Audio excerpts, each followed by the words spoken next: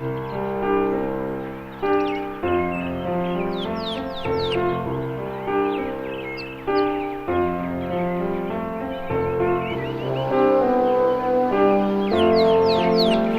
meus irmãos e minhas irmãs, tudo bem com vocês? Graça e paz a parte de Jesus.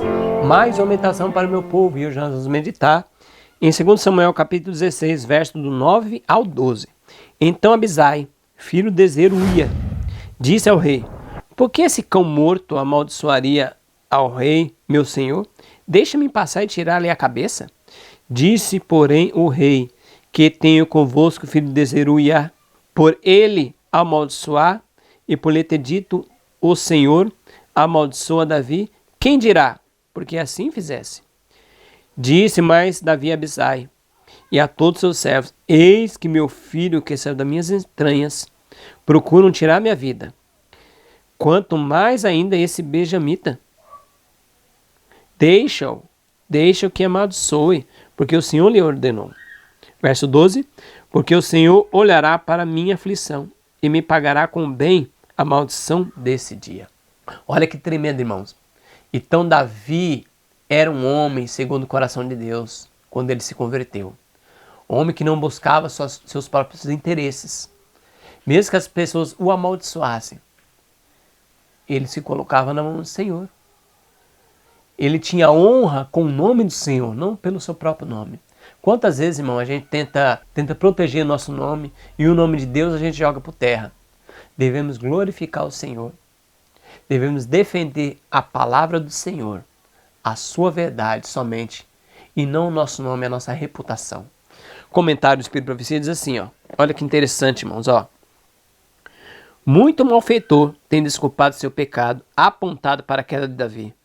Mas com poucos há que se manifestam o arrependimento e a humildade de Davi. Com pouco suporta a reprovação e o castigo com paciência e coragem que ele manifestou. Confessara seu pecado e durante anos procurava cumprir seu dever como fiel servo de Deus. Trabalhava para o reerguimento de seu reinado e sob seu governo este atingira uma força e prosperidade jamais alcançadas antes. Reunira grandes suprimentos de materiais para a edificação da casa de Deus. E agora deveria todo o trabalho de sua vida ser dissipado? Deveria os resultados de anos de uma labuta consagrada, de trabalho criativo, dedicação, aptidão de estadista, passar às mãos de seus filhos descuidados e traidor, que não tinha consideração pela honra de Deus nem pela prosperidade de Israel? Quão natural teria parecido murmurar Davi contra Deus nessa grande aflição.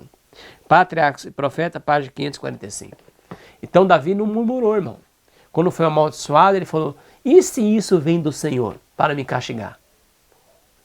Eu devo receber o mal, eu devo receber o castigo, a consequência do meu pecado. Muitas vezes a gente pega a história de Davi e fala: Davi era conforme o coração de Deus, mesmo pecando. Sabe para que a gente fala isso, irmãos? Para a gente continuar nosso pecado e achar que nós estamos salvos, estamos uma benção. Não estamos salvos, não. Davi estivesse naquele pecado agarrado e Natan não tivesse repreendido ele, hoje a história dele seria diferente. Uma história de perdição, uma história de derrota. Mas Natan o repreendeu e ele aceitou a repreensão, se converteu e não quis tirar a consequência diante dele. Ele ficou ali na presença do Senhor. Essa história, irmão, deve ser um exemplo para nós, para a gente não pecar. E se pecar e tiver a consequência, nós não temos que tentar limpar nossa reputação. Deixa com Deus essa consequência.